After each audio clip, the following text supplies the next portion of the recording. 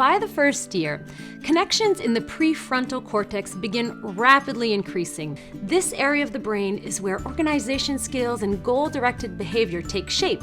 It is a great time to incorporate some engaging routines to help develop the skills essential for their grown-up lives. In terms of language, ensure your toddler's receptive to a constant flow of talking, and not simply from the television or computer.